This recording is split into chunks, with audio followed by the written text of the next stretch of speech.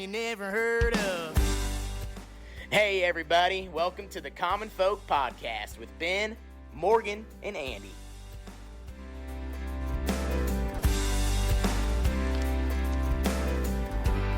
You yawning over You there? caught me mid-yawn. Welcome back to Wow. Common Folk. We all have our coffee. It's a little early. Yeah, we're kicking one off early this morning. Eyes are glossy. It's almost like technically holiday weekend. It's Wednesday. Yeah, it's like a Friday. We should literally have like some whiskey in this coffee or something. Oh yeah. Don't we have a speakeasy where you could just open it right now? I think we drank all that bourbon.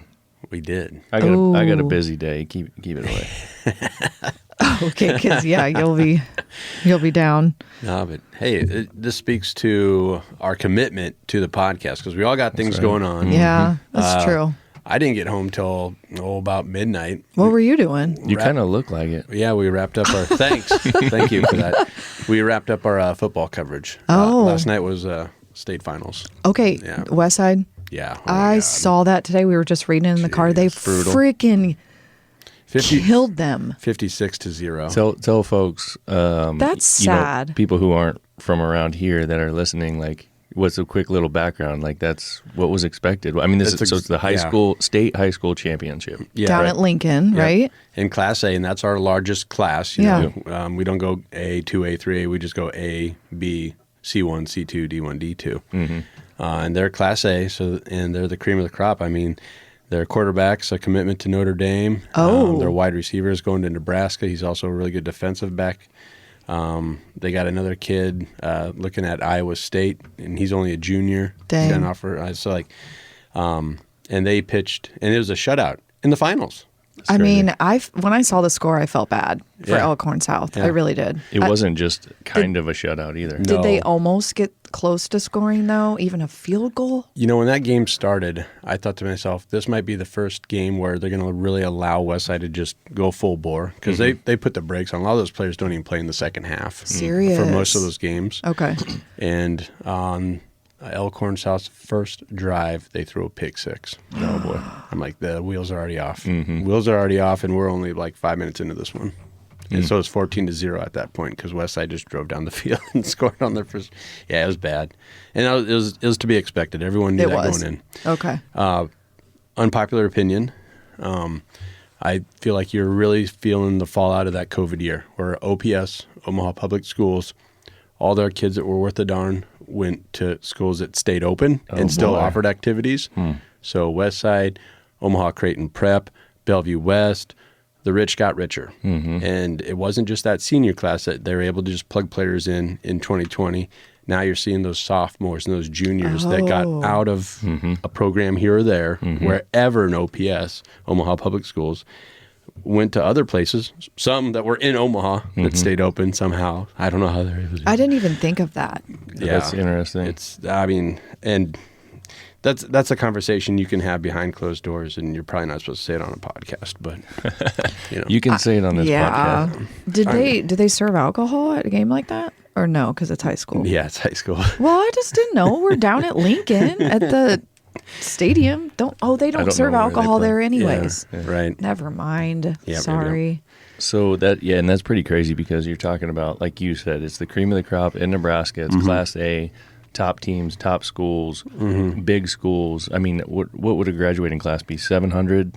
500. Oh, I was gonna say closer West to Side, 500. yeah. Well, I mean, South was, when our kids went, was 6 something. Yeah, that's true. So 5 to 700-ish in a graduating class. Yeah. Not only that, you take Elkhorn. How many high schools do they have now? 3. Oh, 3. South, Elkhorn North, and the good old have- New Elkhorn. one. So Yeah. you're talking about a big area up there. And Lots they of just money. get absolutely dominated. That's Yeah. crazy. Yeah, it really was. And Elkhorn South has a Nebraska recruit on the D line and another lineman that's going somewhere. I mean, they had D1 recruits too. It's just that West Side, and it's a lot of credit to them, but they had elite coaching across the board and elite players. And it's a program that they've been building for a very, very long time. Joel plays basketball. The kid and the dad and the brother coach at Westside. Yeah. And the son is that they have a younger son then too, is going to be going there, and he's an athlete. Yeah, and I don't want to take away from him. It's a historical run, and most of it has to do with the program they've built. Yep. It's just that they got this ridiculous, for lack of a better term, shot in the arm a couple of years ago. Nice. Oh man, you're funny. Guess they actually did, huh? Yeah, yeah. So yeah. Anyway, it's holiday weekend. We're coming up on that.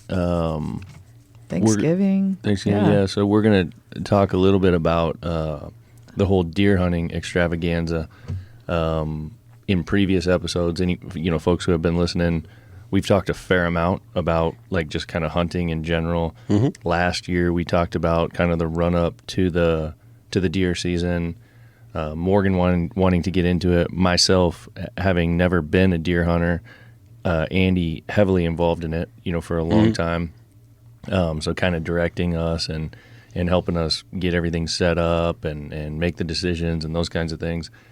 Unsuccessful last year as far as taking an animal, but learned a lot.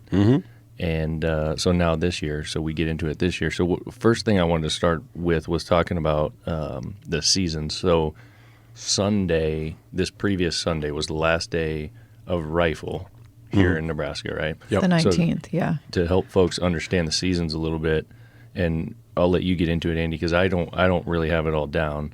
But Nebraska starts with a season of archery, and then they kick into rifle, and then so on and so forth. So to begin with, that archery is what, like a month or so? Yeah, early mid-September is when archery starts. So archery guys get the first crack at everything for a while. Because it's harder. It's way harder, and that's why they give them that many more days. And now archery's back open again. Oh, it is? Yeah, and that's what I wanted you to talk about, was kind of like what happens with each season. Because you have that archery. Yeah. And then obviously you want to give those guys a chance to be out there without people walking around with high-powered rifles. Oh, yeah, duh. Yeah. So, and the archery guys are typically like full camo. Yeah.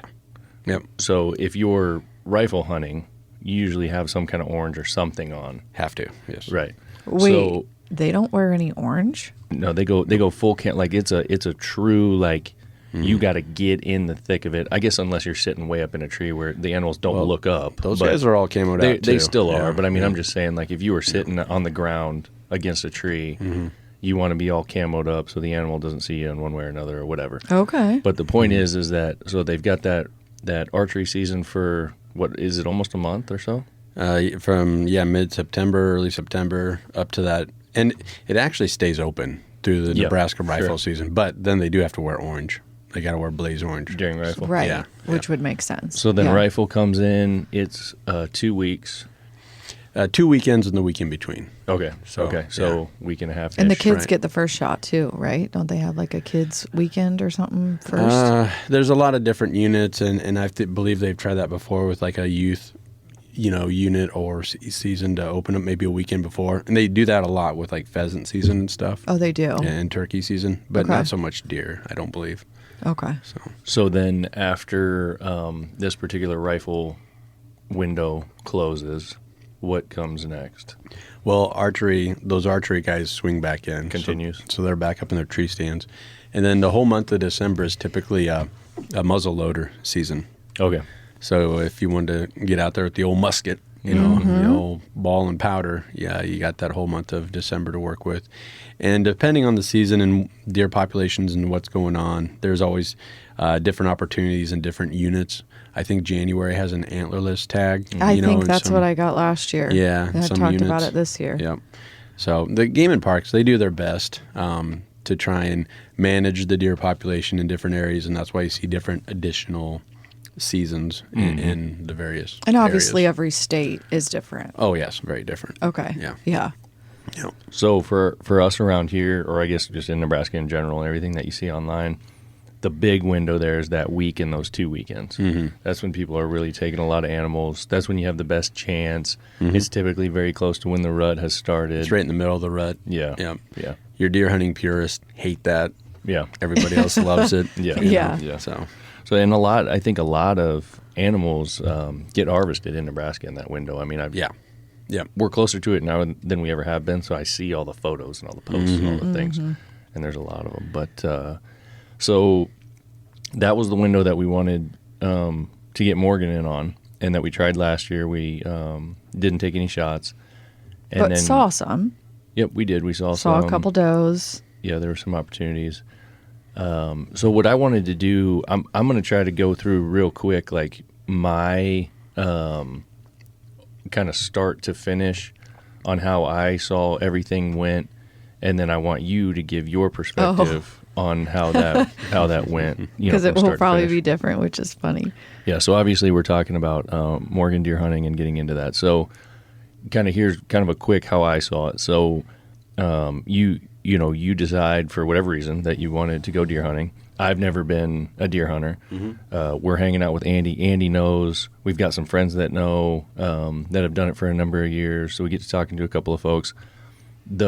For me, the most exciting part of it is getting a new gun.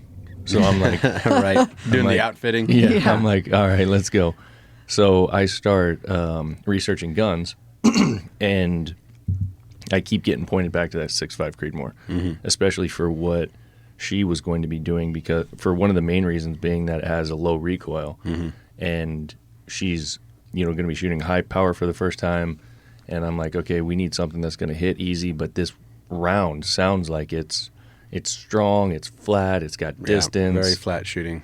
Creedmoor's so hot right now, right. So then I go, okay, all right, that's what we're going to get. So I start hunting for that, find the Ruger American, which is cool. It comes in a whole package with a scope, everything you need other than a sling. So we get that gun, very affordable gun, and then start shooting it and start figuring out how it works. Out of the box, it shoots awesome. There's very few adjustments. We get it dialed in at 100 yards. Morgan's taking a number of shots and getting a feel for it. I quickly find out from some of my friends who are, I guess, I don't know if you'd call them not more purist, but maybe a little more old school. Yeah. Gun enthusiasts. Yeah, they've been around, that it's like the man bun round. I was waiting for for some of this stuff. Yeah. Oh, yeah. So they all start talking mad because shit it's straight out of the gate. new school? Oh, it's just fun talk. It's fancy. It's bougie. Yeah, it's just like guys messing around. So you have these older traditional rounds that these guys have been shooting for so long. The 6.5 is a new spin. So it's like if it's broke, don't fix it. Why do we need something else? Type of thing. So, well, yeah, and it's like fancier, and it doesn't have as much recoil. It's just it's not as masculine. Okay, right, which makes sense with the man bun. Okay, so. Back in my day, when I was first getting outfitted, and I got my first deer rifle as a young man in high school, in middle school, the hot gun, the Creedmoor then was the 243. Everybody was talking about the 243. You need to get a 243. So versatile. Use it cow hunting, use it deer hunting. Great first gun, right? And it was the same thing, where the good old boys didn't like it. No, and use a 30 cal. You use a 30-30 if you're going to go that way. Get them a 30-30, and it's the same with the 270 versus the 30-06. The 270 was always that's a 30-06 for women. There you go. The old boys said at the coffee shop. And I think that's the case with the 6.5. It's the same kind of idea. Like that's what they try to say. It's like for women and for guys who have man buns. And everybody knows it's a fantastic gun. Shoots a really accurate round. It's just coffee shop talk. Yeah. You got a great rifle. So we shot the thing enough that I really dug it, and I've never had a high power gun. I've got an old 30-30 that my grandfather gave me, but the gun's never been shot. It's a lever action. Yep. Old school. It sits on the rack and looks pretty. So we've never taken it out. So I start looking at some of them for myself, and I like the 6.5 so much that I went and bought an AR-10 in 6.5. Oh wow! And I've shot that a number of times. Took it hog hunting. It is a great gun. I think your first deer should be at that 30-30 though. That would be fun. I'm a little bit country, and you know what I mean? And that would be pretty cool too, because it's a 70-year-old gun. Yeah, you should. That's never been shot. Get a tag next year. It doesn't have an area and amount of scope. Well, there you go. Open sights, and where you guys are at, you can do that. Right. You could totally do that in January, babe. Yeah, I don't know about and that. there's And, we were talking about the stigma for the 6.5, and the 270. And there's some guns that it doesn't matter. It gets a pass. And the 30-30 is one of them. And the first thing they say at the coffee shop, keep going back to that, oh, lever action? Oh, yeah, great gun. Yeah. So. Right, yeah. So anyway, so we go through all that, get that dialed in, and then we start kind of scouting where we're going to hunt. And we get you out here, we get Garrett out here. Yep. The Chasing the Dream boys folks can go to YouTube and all that to find Chasing the Dream. Yeah, Garrett really gets into that stuff, doing land surveys and figuring out the deer's patterns. And when he gets on the ground and he can actually see the different trails, and he really knows this stuff. Is what a big mistake a lot of people do is, first off, they don't get to the right area.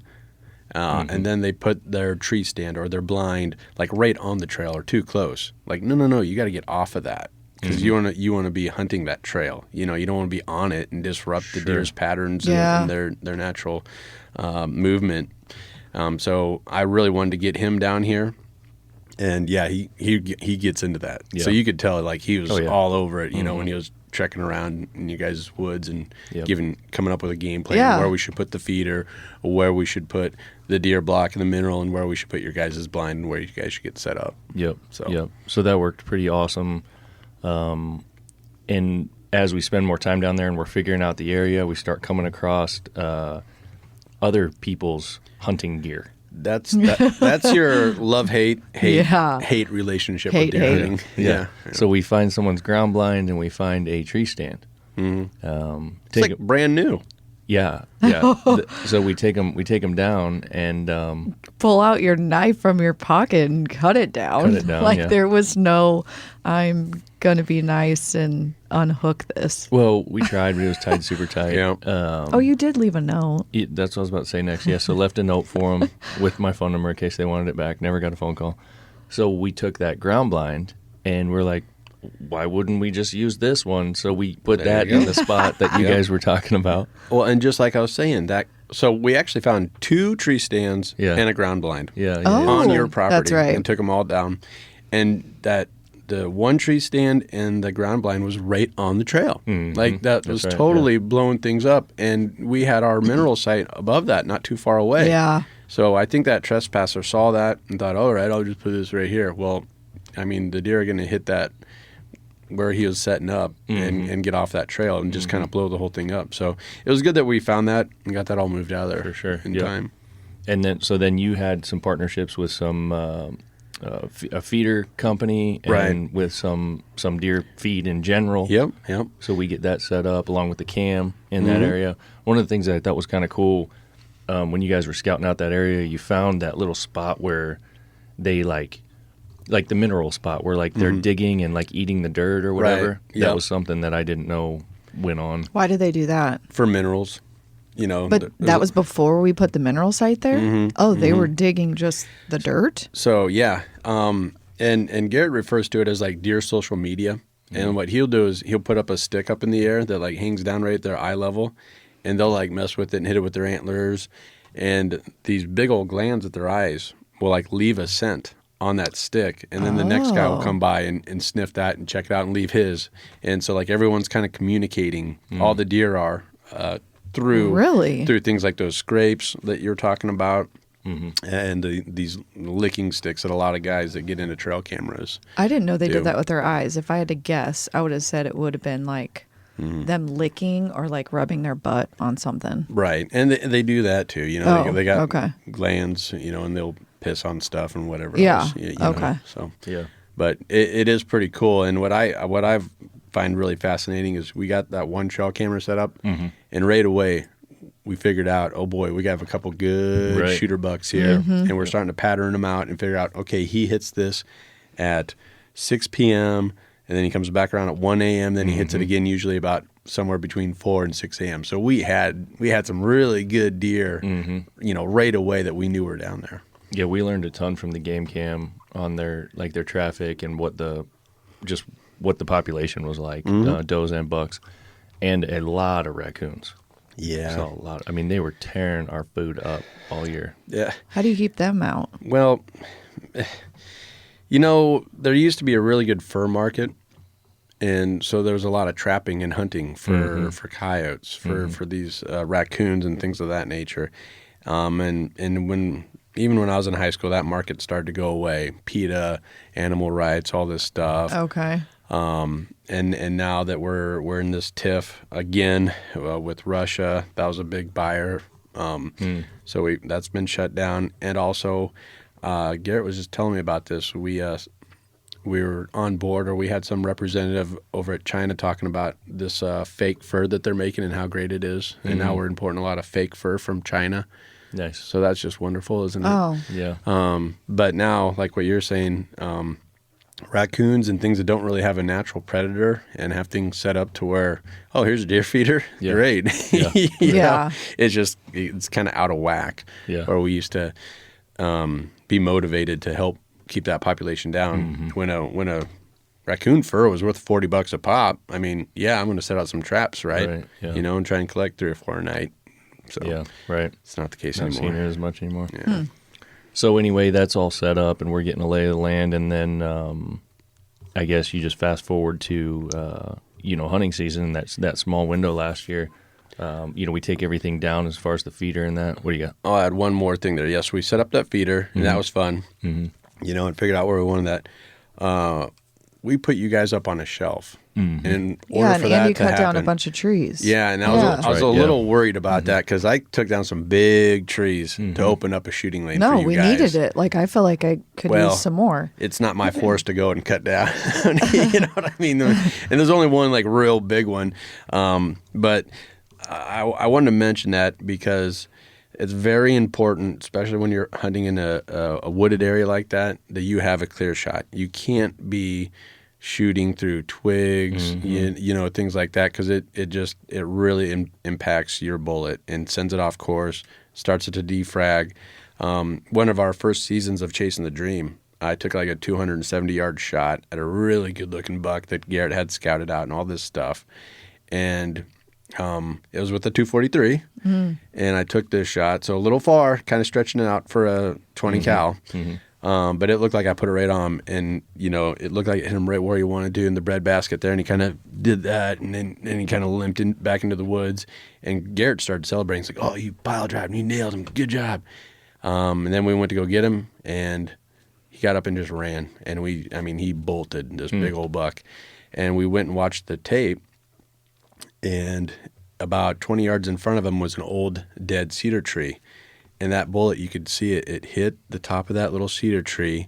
And then you also saw it looked like a shotgun hit him because that bullet had already started to fragment. And so he just got peppered on his side. And I mean, if we wouldn't have been filming with the high def camera and all this other fun stuff, You wouldn't have seen that. we wouldn't have saw that. But it was very clear that it clipped that little dead cedar tree, the top of it, and just destroyed that bullet enough to where, So I really wanted to get you a wide open shooting lane, down to what we were trying to accomplish, and it sounds like it might have worked out for you. I think it worked out perfect. Yeah. And that's a good lesson, and things to think about. Yeah. And we'll talk about why it worked out so well. But so then we go hunting. We spent a lot of time. We missed opening day last year. Yeah. I think there was I think there were sports or something like that. Yeah. Which proved to be a mistake because there's a lot going on opening day. Yeah. But even when we came out, I think it was the next day, we could hear a lot of shooting in the distance. I mean, we were seeing some animals on the hill. Had an opportunity to shoot a pretty good looking buck that I screwed up with.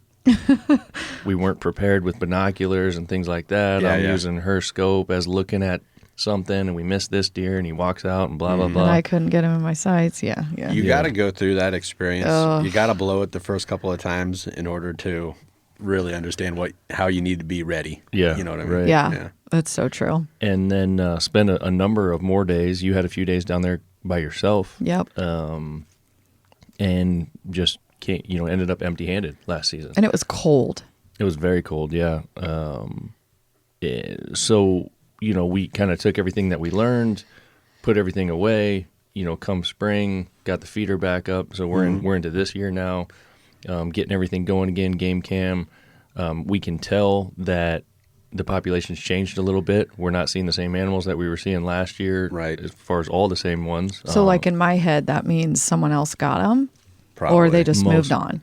Because how many acres, like technically, we're are out here that we could? What we're on that we can hunt is about 40 to 50. Okay. And but then 90% of it is woods. Yeah. But then that just goes on and on and on, and other people connect all the way down to the river, and like so those animals are moving all over the place. Yeah, and this is an unbelievable area as far as we have the river right there. We have all these little creeks and streams that feed into that river, and it's heavily wooded. And you also have agriculture. I mean, you got that bean field and cornfield and alfalfa right above the woods that you guys are in. So it's just you can't beat that as far as deer habitat. Yeah. Okay. So anyway, we start getting our eyes on ones that we think, might be worth it. And then, get everything ready again. And we end up getting the opportunity to get down there opening day. We had to kind of force it because it was another weekend of basketball tournament and a ton of stuff going on. And then have a great morning, only, hour and a half, 2 hours in, see an animal, get an opportunity to take a shot. And had some success. So that was kind of how I saw the whole thing play out from beginning to end.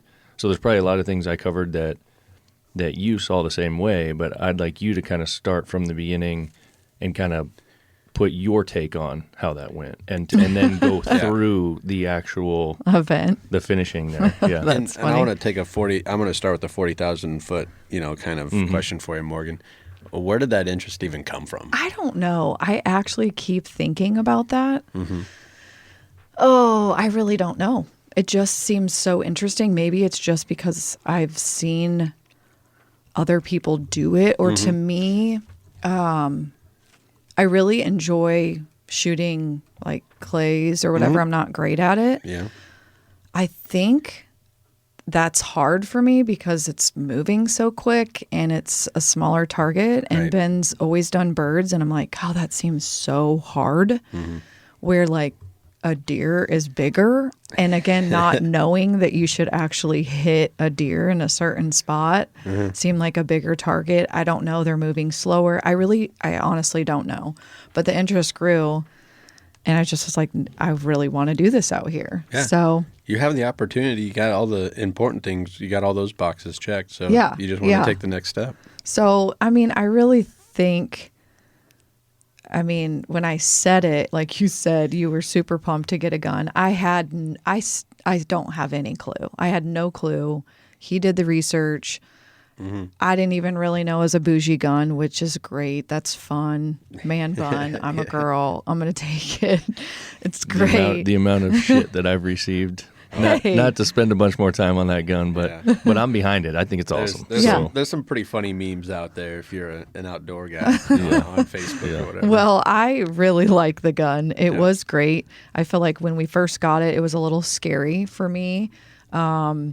I still am not, you guys, I just don't have the lingo down, so I sound still very new to this. Even saying bullets, shells, rifle, gun, like all of the terms I'm still just not great at. But you respect the sport, you respect the animal, and you got a great support system around you to where I feel you're so much further ahead than most hunters when they start out. Okay, really? And on top of that, I think you realize that, so you appreciate that. Yeah, I really do. And that's another thing that might be lacking with some good old boys here and there. You know what I mean? So, I also think that that's a great time to point out, to folks who are listening to this who have never hunted, don't own a gun, maybe have their grandpa's gun in the closet that they've never shot, or their dad's or whatever, and they're thinking about it and they want to know. Like, that's a great example. Like, yes, you have been part of a family that's had guns, but you've never, like, you've shot, clays and stuff like that, but you've never been hunting. Your family didn't hunt. Yeah. You had little to no experience in those kinds of things. So the point is that for anybody that's interested in it, you can totally do it. yeah. reach out to us on Chasing Right. the Dream. Right. Garrett loves having those conversations. I'll get in there too. And a lot of times when we'll do a post, it does turn into a big old message board below it. And it's great. Those comments, asking questions. Everybody's on the same team. We all kind of want the same thing. Want to help everybody. And you don't have to be like an absolute expert, like you're saying, like you don't have to know all the terms and have all this memorized and have it all. God, how many times have I said, "What is my gun?" Yeah, I mean it's. Can you tell me the name again? Creedmoor. Creedmoor. I If mean, you just say Creedmoor, that'll get everyone to roll their eyes and go, "Oh, all right." Yeah. Right. So it can be done is the Yes, point. exactly. So folks should do it. And as Andy said, send a message Chasing to the Dream. Send a message to us. If you have any questions, we'd be happy to help and get into it. But No, and I feel like now once I've kind of reflected on all of this, I am just very thankful for you guys' lead because I didn't put up the deer feeder. You know what I mean? All these things you guys helped me do to want to do what I want to do, which I should have, like looking back at it, should have taken more of the lead role. I guess that's kind of my personality, which may be a weird thing. Not that I always say I'm a good follower. That sounds really bad, but like, No, it doesn't. I enjoy someone taking the lead and then me helping. Yeah. And so I guess maybe looking back, I should have probably filled it more, or I should have taken the side by side. That's a 50-pound bag. Screw that. You got Ben, you got your son. They should do that stuff. Okay. I mean, I guess I just feel like sometimes I probably could have done more. Like we could have helped cut more of those trees down. And there's no problem with it being a team effort. I mean, No, that was not kind at of the all. whole point. Of, And we wanted to help. Right, for sure. Yep. And you said something there, and I don't look at it that way. And I think it's something that's lacking overall. We need people to be coachable. Okay. Kids need to be coachable. Yeah. So you're saying you feel bad for being a good follower or however you Yeah. No, that's great. That's great. We need more people that are willing to just kind of step back, swallow their pride, whatever. Yeah. And listen to somebody that knows what the hell they're doing. I definitely am coachable, for sure. I don't know everything about this hunting game, so I listen to Garrett on just about everything. Okay. He's to my me, go-to. You guys, you're definitely our go-to. Ben obviously knows guns. You're going to know about this even though you've never deer hunted. So just for you then that was funny that day when we found the blind and took the deer stand down and that Garrett came and, found the spot. So really we were up, how far high, like on the cliff, or what did we say, hill, was the blind? I mean, we're probably elevated. Yeah, what would that be? 60, 70 feet, somewhere in that range, I'd imagine. Yep. Okay. And there's a reason for that. Your guys' thermals, your scent was out of the path where the deer would be traveling. That's why Garrett said we need to get you up on this shelf. So it's going to take some work. It's going to take some elbow grease, some time, but to do it right and to allow the deer to keep their natural travel areas open. And you could tell. It's like a path. Yeah. They walk from one side to the other. We knew. And I also wanted to mention another thing. We were mentioning the feeder and the mineral sites. Garrett's main motivation for that is deer nutrition. It really is. And for homework, setting the trail camera on it and seeing what's down there. Yeah. Nebraska has a law, and it's a good law. You have to take that feeder down a few days before rifle season, like a week before or something like that. Or two or something. And we always do, and we always follow the rule. The main purpose of that feeder, and we need to get it down there right now because right now is the most critical time to have that out there for deer nutrition. The rut's really hard on the bucks. Oh. It's hard on the does. Okay. And now we're getting into the really cold, long winter days. So it's a nutritional thing, and it really is. First and foremost, when Garrett's putting out feeders, it's for research and the nutrition of the deer. Yeah. And it even drives me nuts how expensive this deer feed is, but it is good stuff, and I can't take that from them. Yeah. So.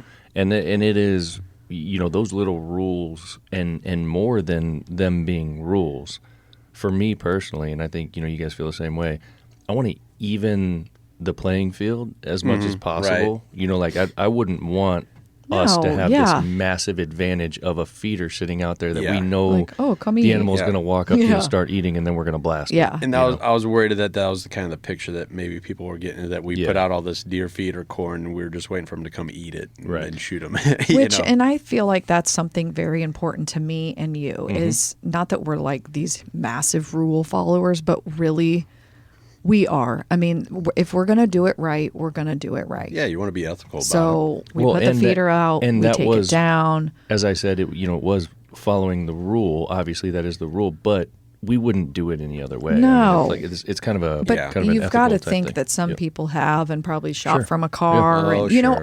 all the things, which seems so unethical. But so to me, if we're going to do it right, we're going to do it right. And so that also then goes back to me, you know, practicing again.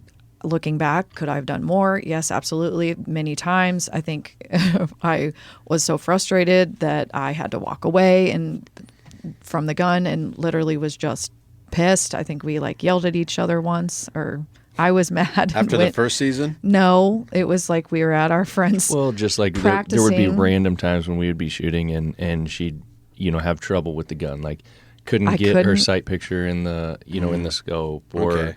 or thought she had it but wasn't hitting the target, and you know, and So then I just getting, walk like, very away. frustrated, and you know, like that. Yeah. Those are the things that happen. So Growing pains. and that's a great point to make, because you know, folks could listen to like how I explained everything and think like, oh my gosh, this is so easy. Like, you know, No. it's all you do Just is perfect. A, B, C, D, and then you get a deer. But like that wasn't actually the case. Like, yes, the gun was great and everything, but there was a lot of learning that you had to do.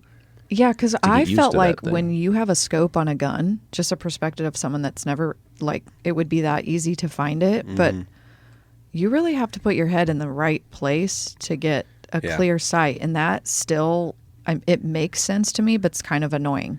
It's tricky. It really is. And so sitting in the blind many times with the gun just, you know, on the stand helping me, I would just practice and just get Yep. my head just right, Yep. and then kind of put the gun down. Or every few times I would be like, okay, you know, every 30 minutes. And I did this last year over and over and over again. So then I could you go. pick up the gun, keep putting my head down, finding it. Oh God, I can't look through the scope. I didn't have my head right. It just was, I thought it actually would come easier to me.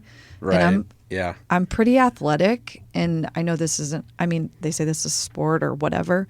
That was very frustrating to me that I didn't get this quicker. The scope thing really bothered me. Yeah.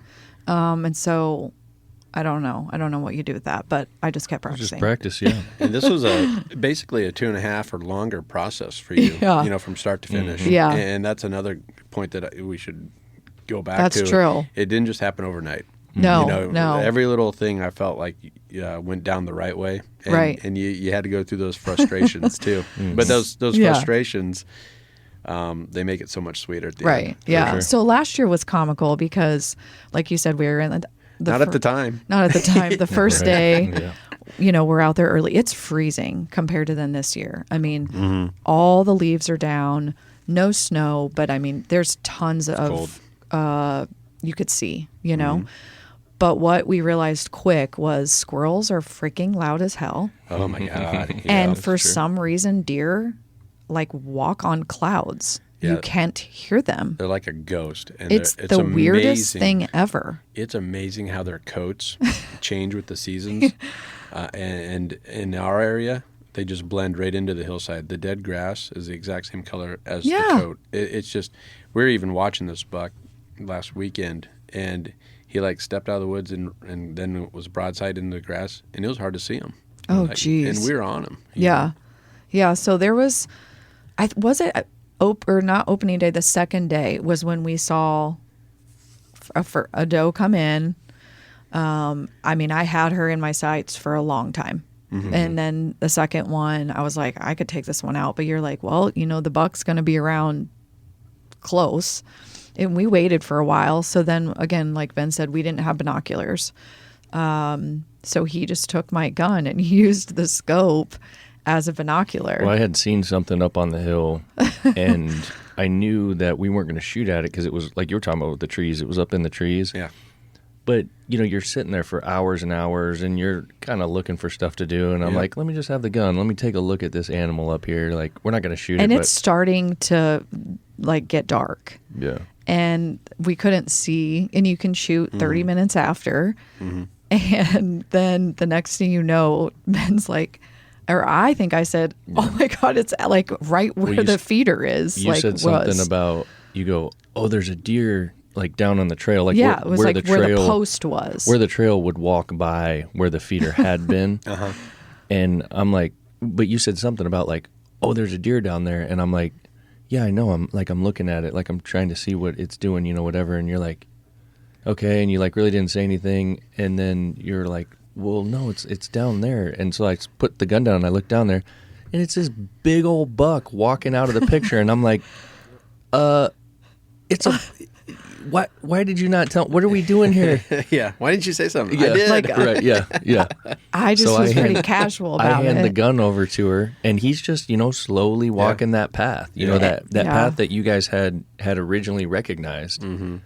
And by the time I get the gun back to her, he's back behind the trees, and it's too late. I couldn't see him. I couldn't find him. Right. So in my head, I thought I don't know if I still had a clear shot, but I couldn't get him in my sights. So again, then You I wouldn't went. have- It wouldn't you wouldn't have had a shot. Well, It'd have been but a to terrible me, shot, my yeah. interpretation is, and this is the first I'm hearing you say this, I thought again, go fucking figure. I can't find him in my scope because that was so bothersome. Yep. And to me, the whole scope thing, this whole time I've been practicing, go figure. He's right there and I can't even take a shot.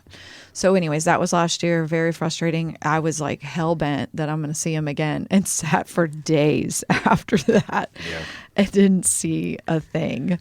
So that was last year, and then this year I was frustrated with practicing, kept practicing, and then kind of was late getting my permit. I'm not sure why. Just I kind of thought, oh gosh, well, what if they sell out? Is that a thing? Can they do that? It is a thing, and some units do sell out. And Nebraska Game and Parks redid their website on a lot of different fronts. So like a lot of our information, we had to reload it in there. It just had to do it, Okay. for our landowner permits. Yeah. So and you kind of ran into that too, I think. Yeah. So anyways, this year, I don't know, got the permit, and then, it was the day, and I thought, oh God, of course he has basketball again, but I'm sorry, I'm going. Yeah. Yep. So in my head, I thought got into the blind late. We were coming in, it was dark, but when we were kind of unzipping, you could see, and I thought, oh my gosh, so it's probably 6:30 at this point. We really probably should have been there in my head by like 6:15 or whatever when it's pitch black. Just sitting there. It's warm though. The trees are all still covered. We had done a little better job this year too. Again, learning of like prepping that site. Yeah. Like as an example, Oh, yeah. last year we set up that ground blind and didn't do anything. We just set up, staked it down. And I was talking to a couple of my buddies and I was showing them some pictures and they're like, oh, rookie mistake number 1, you didn't get the leaves out. It and was so like, Oh yeah. when all we're last moving year. around in the blind, all Yeah. that. So we had done a better job of having that cleaned up, Yes. prepped, so it was quieter, kind of cleaned up the walkway to the blind, so we didn't make a much. Did Yes. I even, because I was cutting a lot of stuff out, and I thought I cut a few out to leave you guys a trail so you're not running into stuff, just getting to the blind. But Yeah. So again, that was better from that's the start true. this year. Yeah. So and cleaning all that up and whatever, had chairs in there and stand and all the stuff. So just the kind of going into it, I thought it's pretty warm. Not warm, but Oh, it was I warm. mean, it was Yeah. 45. Yeah, it was warm. All the trees still had leaves. So in my head, I'm thinking, how the heck Yeah. am I going to see something if it's not on this trail? And how wide do you think that trail is? It's a deer highway. That's a great trail. But I mean, it's not super skinny, but it's not. I mean, you can put a couple cars down there, or a car. You know what I mean, lengthwise. So if they're not going to be down there, then there's no way I'm going to see them on the hills above because they're going to be camouflaged. And it's, I don't know. I remember looking at my watch and it's 7:30. And okay, we've been here an hour, whatever. And then the next thing you know, Ben's like leaning back in his chair with his eyes closed. I'm like, you're supposed to be helping me scout. Well, I'm just, sitting here. I was starting to get cold. I'm Yeah. like, I'm feeling a little tired. And he's Need like, some- we should have brought the heater. I'm need like, some it's breakfast. not that cold. We're in our bibs, whatever. And then for some reason, I'm looking to the right side and I'm like, there's a deer. And he like kind of boings up out of the chair and I'm getting my gun up and he's like, that's a buck. And I just said, and I think that must be my thing because I said that last year. I don't know if I don't see I didn't see the antlers. I didn't know. I just knew it was a moving deer. Right. I didn't know if it was a doe, buck, whatever. And I kind of was prepared to maybe take a doe, but at the same time, I in my head, I didn't know if I actually would, because, you know, you want a buck. Right. And it starts walking in just real slow, right on the trail, exactly where we wanted it. And I instantly put the gun up and just look down my scope. And I'm like, I can't find him. And then I was like, Morgan, you've done this enough. Take your head off, point the gun at the animal, you know, like, then put your head in the scope. Don't just go straight to the scope. And instantly he's in there. And in my mind, then Ben makes some noise, like, or whatever. And he just freezes perfect and just looks up at us. And I think you said take the shot, and I had it right. I had looked at a million pictures online too, where to hit a deer. Right. And that's where I lined it up, and I just took the shot. And then he's gone and starts running. In my mind, I'm like, oh my God, oh my God. I just keep saying, oh my God. And he just runs. I'm like, did I get him? Did I get him? What do I do? What do I do? Oh, my, you know, and I'm this just idiot like, doesn't have any answers for you. no, he's following the deer, and he's like, it's running, you know, and spots it. And I just kind of am shaking, and I knew I didn't want to put my gun down, but I'm like, I couldn't get the safety on. And then he's like, the safety's not going to go on because you don't have a new round in. Yeah, a new round in there. And so he's like, just put it down. And I think I just keep saying, oh my gosh, did I get him? Because I thought then he took off. In my head, I thought, no effing way. I nailed that sucker. Why did he, in my brain, I thought he would collapse. Right. Never did I think he would run. And so what do you think? He ran 40 yards? Probably something like that. And you said kind of went up on a little bit of the hill and then just kind of collapsed. Yeah. And then I was in a panic to go down there. Like, I have to see this guy. If we had I really wish I would have had my phone like voice recorder on. Yeah. Because we would definitely add that audio to this podcast. Oh my God. Oh my God. She's just freaking out. That's great. And I think you were even crying. Like, you were I did. Just like, I was like, but I wasn't like, I just had these tears rolling down my face, and it wasn't for feeling bad for the animal because someone had asked me that. It honestly wasn't. I think I just had, my heart was racing, the adrenaline, I don't know. There's so many emotions, and unless you do it, you don't really understand it. You had a severe case even beforehand of buck fever. And then you also throw into that, you're realizing a goal that took probably over 2 years in all to accomplish. And even on just a typical day of deer hunting, you're going to spend hours upon hours sitting or in one spot for basically 4 seconds. And what you do in those 4 seconds, it takes a lot. And you were able to figure it out, go back to your basically training, find the deer in the scope, and put a really good shot on them. Yeah. So, I mean, a lot of things were literally pouring out of you. Right. So it's a really good feeling. Yeah. It is. That's what I asked him. I was like, was I annoying? Because I obviously wasn't saying this stuff knowing. He's like, no, but you were just freaking out. Ashley's actually read about like couples that do things that they both enjoy together. It's really, really healthy. In a moment like that, I don't think you can get a better moment for a couple, you know, because he was obviously just as happy for you as you were. You know? So I do think that that's a really neat thing that, you know, that couples could maybe partake in if they could had that access or whatever. You know, you got to go out and get it. Yes. It's not easy. Sure. I mean, I was just so thankful, again, not thinking through some of this stuff, that he made the noise, because that was super helpful. I mean, I guess you can hit a walking deer. That happens. Sure. Many people do that, but that was key for me. Well, and I was seeing unfold what had happened the previous year because it was almost the exact same scenario as far as the way that animal was moving, the side that he came from, the path he was on, and he was on his way to walk out of that shooting lane where we missed the opportunity to shoot that one last year. And I've just, you know, we've watched a lot of shows and, you know, all these kinds of things. Okay. I've seen guys do that, and I'm like, he's we got to get the animal to stop, you Yeah. know, and that's just what you do. And Yeah, you make that little bleeding Yeah. fawn noise, meh, and Yeah. their curiosity will stop them and make Yeah. them look around. Yeah. And what was going on there, it was during daytime. Yes. A lot of times bucks are nocturnal. A lot of times deer are nocturnal. You think you just woke up? No. Oh.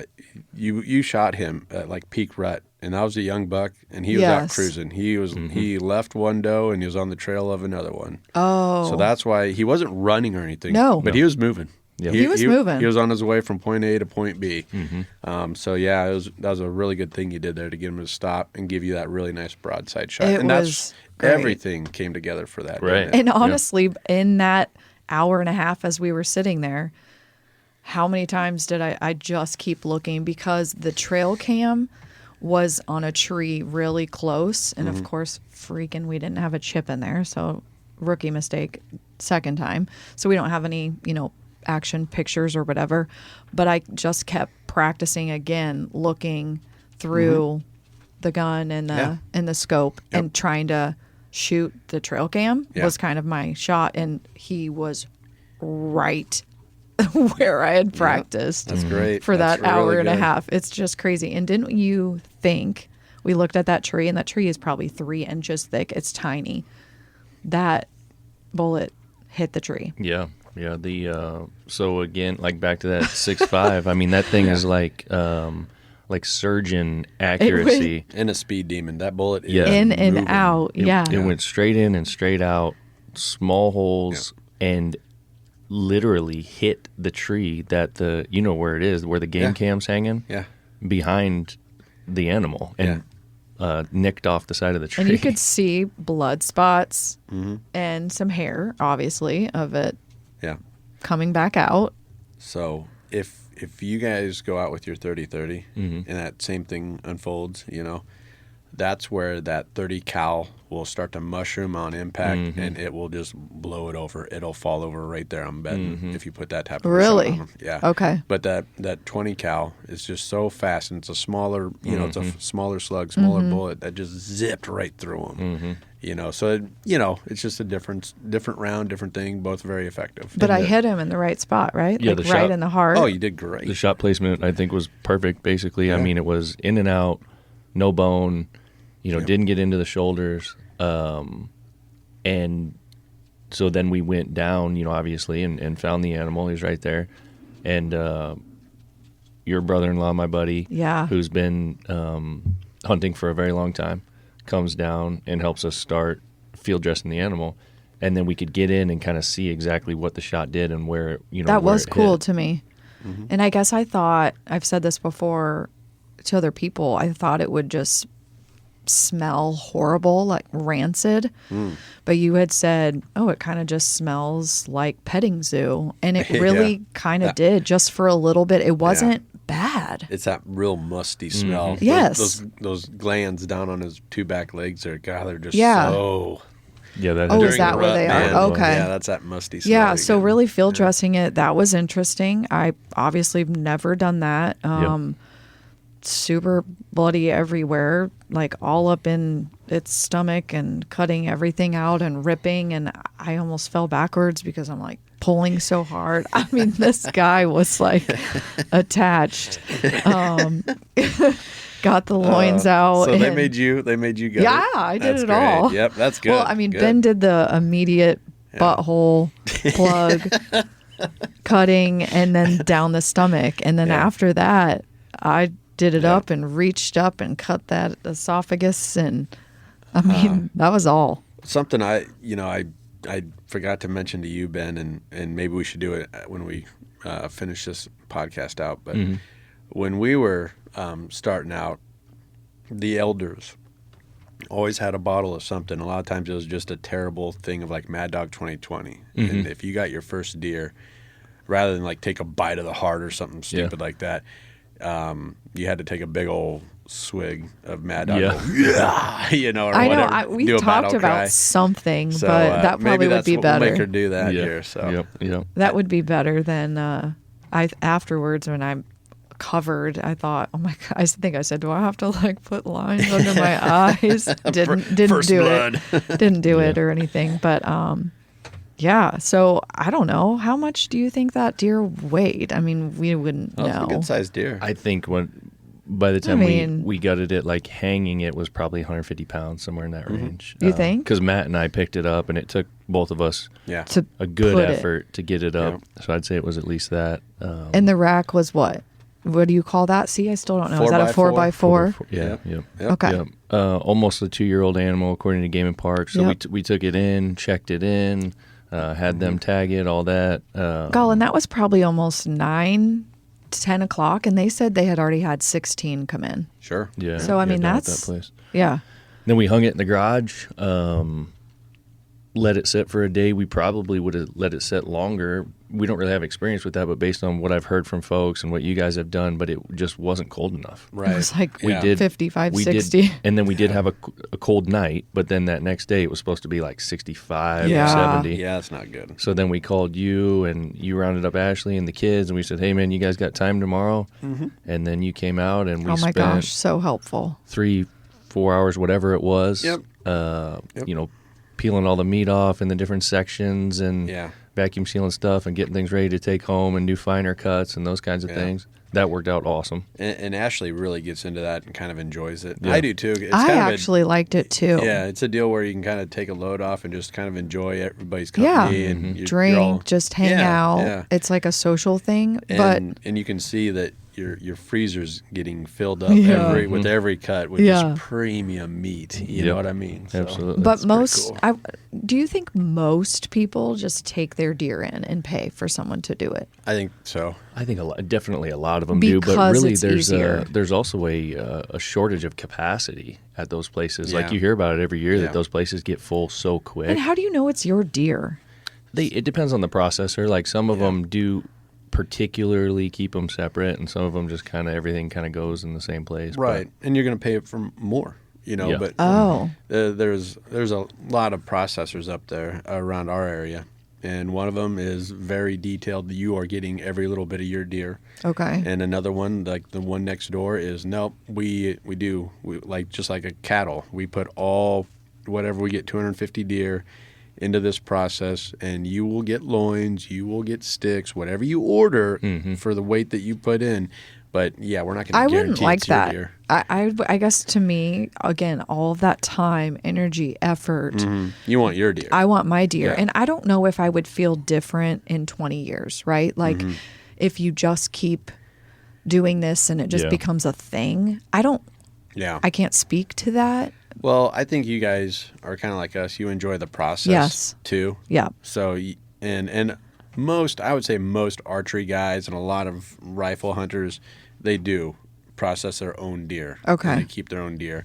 But, you know, there's a healthy number of other hunters that do just take it into the, and it's not wrong. It's not bad. Well, and honestly, we have a decent amount of probably money invested in like the machine to shrink wrap, knives, containers. You know what I Yeah. mean? You guys brought Yeah. some stuff to help. Like it's not cheap probably to do it yourself. We didn't have the thing to help hang yeah. the deer. We borrowed somebody's. I mean, all these.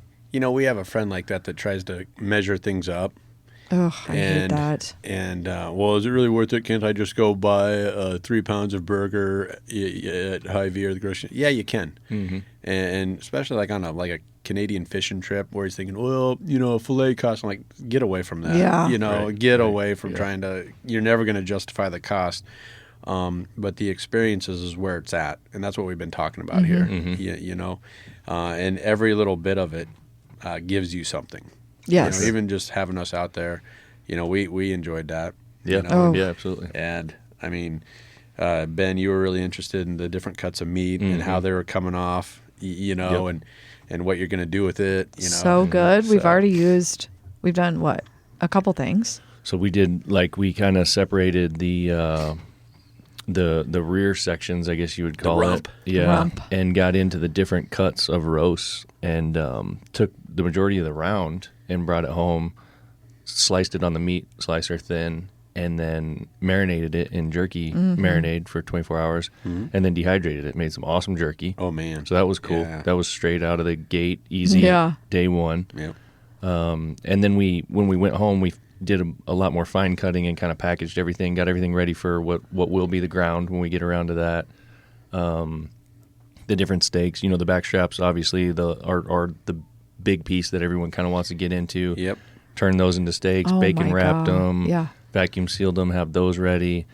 And then I think the next day we cooked one of the tenderloins, and had that. That was awesome.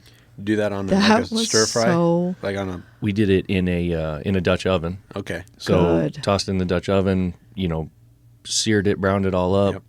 put a little bit of broth in there and some vegetables, and then let that thing bake for a little bit, and then man, it was done and it was awesome. Yeah, it's really good. I mean, It's the really good flavor meat. was killer. Yeah. It was Yeah, and texture just- was awesome. Just this morning, you put another rump. Yeah, we in know it's the- like it's kind of chilly out. We're the freezer's full, and we're like, man, so let's throw a roast in. So that what Ashley always called that football roast. Yeah. Yep. Yep. So grabbed that, tossed that in the slow cooker this morning with that Mississippi style, with the ranch the and butter and the peppers and the ranch and all that stuff. So that's gonna be running all day. I'll get home this afternoon. It's gonna smell awesome. Yeah, your whole house is going to smell awesome. Yeah. It's pretty good to come home to that. Yeah. So it's Yeah. cool to just put it to work, and then the plans that we have for all the rest of the cuts, and to try this and try that and see how it works and figure out what we'd want to do with it next year if we get one. And you get to keep like reliving, and it all just kind of comes It together. is. You It's know like what I mean? just makes me smile just Yeah. thinking about Yep. it. In the times of frustration, this is what then you get by pushing through. Yeah. And it's kind of cool. We always have a rush like right before deer season. Oh my God, we still got some deer left over. Let's hurry up and eat that. So that's like the best 2 weeks ever. 'Cause you're just eating deer. Yeah, we're eating what's left of the previous year's Yeah. deer. Yeah. So yeah, it's all really fun. It's Yeah, good no, stuff. so this is fun. I mean, I really, really appreciate your help. For sure. And My Andy, help, Andy's help, your yeah, help. your I mean, it's Matt, all the folks that have been So involved. many people, Yeah. but you've done so much work Yeah. to help us get to this point. And into a bigger picture, the outdoors had just been really falling off for the last couple of decades. And you could see why access, competitiveness, and also just other things to entertain people. Video games, more sports teams, Yeah. whatever. Everything is just so fast paced, and there's just a lot of different AAU leagues, youth leagues, just gobbling up your time, your efforts, and you don't have time. You don't have time to go out and enjoy the outdoors anymore. And if there was a good thing that did happen from the people had to entertain themselves during the lockdowns and things like Yes. that. And so like the fishing industry just enjoyed a tremendous boom, as did the outdoor industry. And now it's starting to taper back off again. And I hate to see that. Like a lot of people are like, oh, get these darn hunters out of here. It's like, no, if you want this tradition, this heritage to continue, you need to find people like Morgan that have maybe a little interest and cultivate that. yes. Help that grow. And I think you're hooked for life now. Yeah, I mean, I can't wait. I'm like, ooh, I'm going to get a doe in January. That's great. That is fantastic. And that's what we need. We need more of that. yeah, yeah. Yep.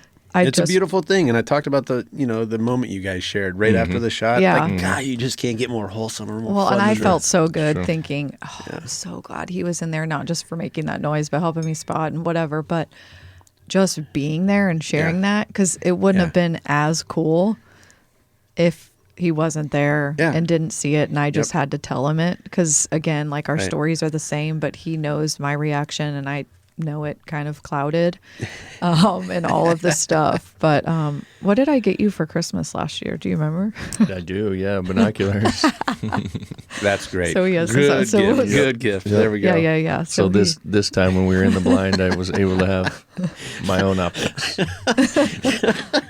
So Ashley and I, years ago, we got into turkey hunting. She really got into it, and we went through it. I mean, everything that could go wrong during a turkey hunt, our first spring doing this together, did.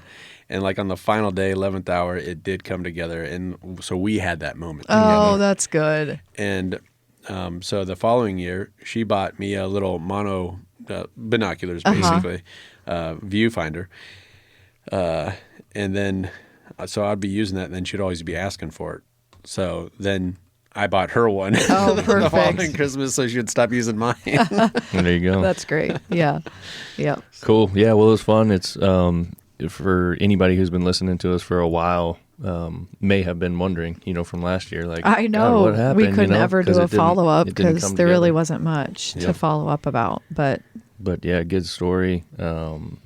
So hopefully folks enjoy that. It was fun. Yeah. it was so It was fun. a lot of fun, and we were very happy for you. And when we Thank saw you. that you guys sent us that text message and the picture, I mean, that was something that, we got to kind of be Yes. part of, For sure, like we felt some gratitude or whatever Heck you want to yeah. say. We were happy, Yep. even though we weren't having as good as a morning, deer hunting as you guys were. Yeah.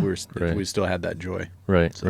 And I am thankful it was opening day because we did have a crazy weekend and Yep. Congratulations, Morgan. Yeah. You did it. Thank you. Above all, you did it. You're talking about help and all this other stuff. It started with you and it ended with your perfect shot. So good job. awesome. for sure. All right. So yeah, folks, continue to check us out on all the places. The YouTube is starting to build. It is. Are you going to upload this video, you think? I think so. Okay, I so think maybe one of the We'll first. see the quality, right? Like, I mean, we Yeah, we'll want to check- be so clear. So we're working on Kidding. the video side and trying to make sure that all Right. that works. So that's coming. So Yeah. folks can view the recordings, the episodes on YouTube. So this may be one of the first. I don't know. Keep an eye on it. Go First check it out. Full feature length. Full one. Yep. But there are some other clips to watch on there, so go check that out. Get on the iTunes, do the reviews, do the 5 stars. Same with the Spotify. Let us know. Shoot me an email, ben@farmfocused.com. You'll get free shirt, free hat, whatever you want. There we go. We shipped a couple this week, so so it's the real deal. We're not You lying. have camo on. So do you. Yeah. I mean, I guess I have stock and rod, and we didn't even know. Like, you didn't even think about it. Pretty much what we Or did. I maybe you guess. did. It's that Because you knew we were talking about hunting. you were making fun of me a while ago when it got to November and I just showed up with a camo shirt. You're like, does that just naturally happen? Yes, Or- yeah. I think it does. Like Okay. it's just a natural rotation of my closet. of your gear. Yeah. Pretty much. Awesome. All right. Well, Cool. holidays. Yeah. Have a great All right. Thanksgiving, too. Yeah. So, Anything Happy else? Thanksgiving. You guys good? I'm Nope. good. all right. All right. We'll close it Peace. out. Later. See ya.